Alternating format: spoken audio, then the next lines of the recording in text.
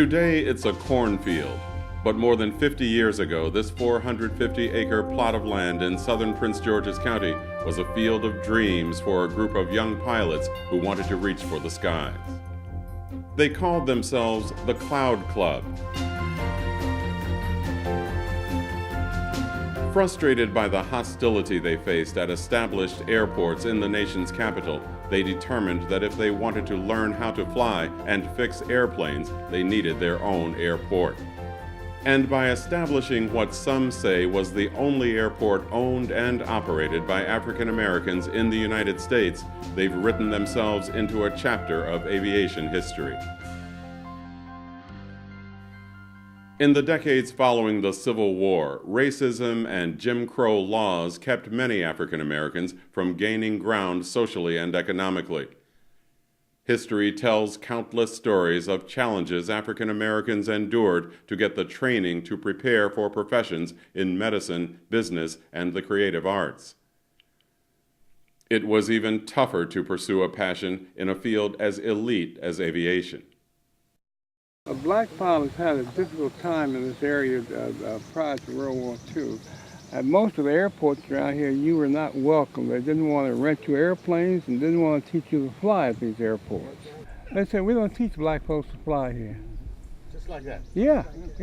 They didn't hold back. They just tell you they didn't do it. See? And of course, you just can't put the blame on aviation. This was the way our society was, period, at that time.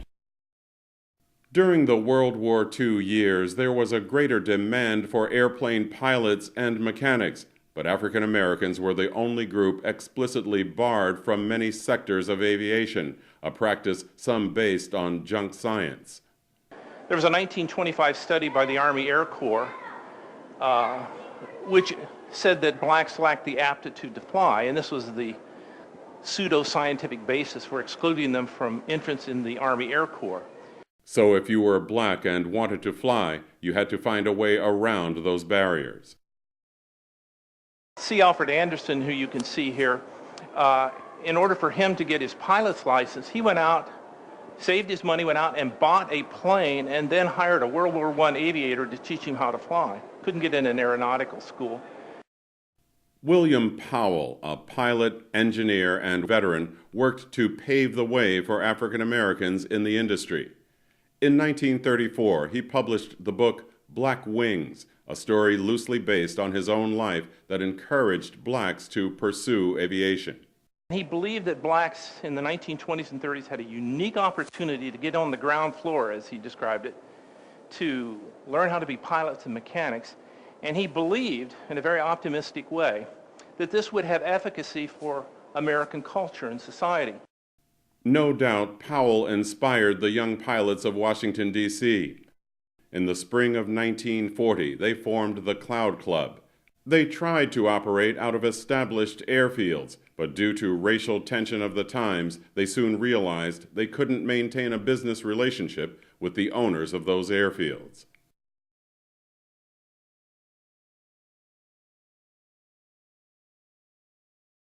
When you flew in those days, in the Depression years, you never knew what kind of reception you would get when you landed at a field, whether they would even refuel your aircraft. We had a Stetson, which is a big 5-place airplane, and we were coming back from West Virginia. And we were low on fuel, so we decided to land at an airport called Bailey's Crossroads, which no longer exists today. Mm-hmm.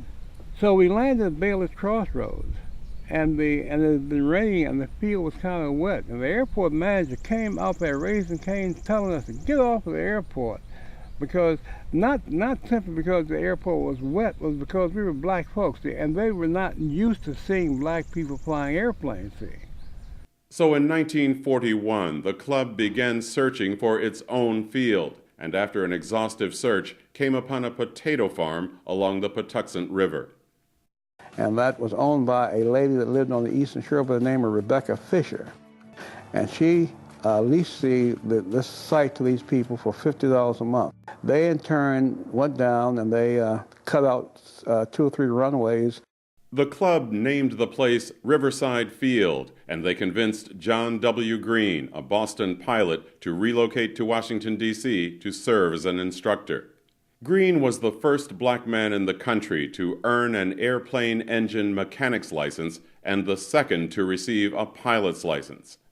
He became airport manager and also began teaching at Phelps Vocational School. I can tell you a lot about John Green. John Green and I used to go horseback riding every Sunday morning, okay? After Sunday morning, we would go home, change clothes, and get in clothes to come here to go to work. So I would tell him it's time to go to work. He says, yeah, it's time for you to go to work. Time for me to go to work. That's what he was telling me. And I came down here and I cut grass as long as you could see this field. And it was beautiful. It was truly beautiful. The club built 2 hangars, and with the support of Corey Gill, Green's financial partner and a physician at Howard University Hospital, they began investing in aircraft. We had the Piper Cubs, we had the Aronkas, we had the Taylorcraft, Stearman, the BT-13s, and one fellow down here had an AT-6, which was a surplus airplane. And we also had a Stetson down here. Also, the Stetson was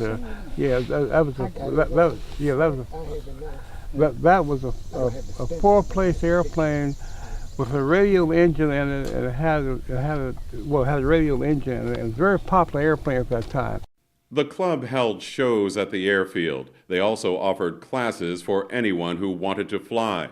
One of those people happened to be Gladys Otey, a young woman from Missouri who moved to Washington, D.C. to live with her sister and to take a job with the Census Bureau. And of course, I just loved that to death. Being able to go up there and then come back down and land. I don't know. I never had an accident. I can't remember any. I go up, I did exactly what they told me to do, and just how they told me to do it, and it worked. In addition to ground school, the airport offered related courses in meteorology, navigation, and theory of flight. The airfield didn't go unnoticed. It wasn't long before the U.S. Navy decided to take over the well-maintained and ideally located facility for their use during World War II. They had a base down in Patuxent. And so what they did, they were doing a lot of training down there, and they used to use this field here as an auxiliary landing strip in conjunction with the training that they were doing down there. In the lead up to World War II, there was a great push to bring African Americans into military aviation. This was a real important target in civil rights, because if you could get into that elite company of military aviation, this would give blacks a platform to perform. Very, very important. And one of the, with any kind of social change, sometimes you need patrons. And one important person was Eleanor Roosevelt, the First Lady, who visited the newly opened Tuskegee Army Airfield and gave all kinds of support for this growing clamor. So in 1941, this base opens up, and they begin to train blacks to become licensed military pilots. Tuskegee Airman Billy Fauntleroy left school at 16 to work for the U.S. Patent Office, and there he met Herb Jones, one of those young pilots. He's the first black person I met who had anything to do with flying. And he had in his backyard a BT-13. I thought that was the most amazing thing that could happen to a young boy. I was 16 when I went to work. But that's when I got my interest. When I turned 17 and realized I was going to go into service, I talked to my mother. I said, Ma, I don't want to go in the Navy. I want to go in the Army Air Corps to fly. A year later, Fauntleroy joined the Army Air Corps Reserves. He went to Tuskegee Army Airfield for training under C. Alfred Anderson. I soloed after only 8 hours of instruction. And I was the first in my class to solo. And I felt pretty good about that, because I was the little guy. The baby soldier was my nickname. And I was the little guy that they would tease because I was so small. And I was able to take the first 20-hour check, and I took it with C. Alfred Anderson, Chief Anderson. At the end of World War II, the Navy returned Riverside Field to civilian use. Green renamed the field Columbia Air Center and spent the next decade buying surplus airplanes from the U.S. Navy, adding runways to the airport, as well as offering horseback riding and motorcycle races at the site. But flying was the main attraction. Green retired as airport manager in 1954, but remained a leader in aviation education in the D.C. area. The club maintained Columbia Air Center through 1958.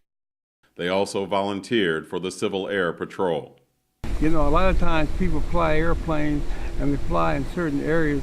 If something happens there, it's hard to locate them. And this is what CAP did. They used to be the search arm for the Air Force. And then I found out about Civil Air Patrol. Most people never hear talk about Civil Air Patrol, and started around the Second World War. And they had a cadet program which took young people from ages 12 through 22. And I joined Civil Air Patrol as a cadet, and that's how I learned about the actual flying of airplanes. During the whole time that we had the operation down here, we never had a fatality. We had a few accidents, but never a fatality. And that is something that we contribute to John Green, because John Green insisted that people do things according to do things safely.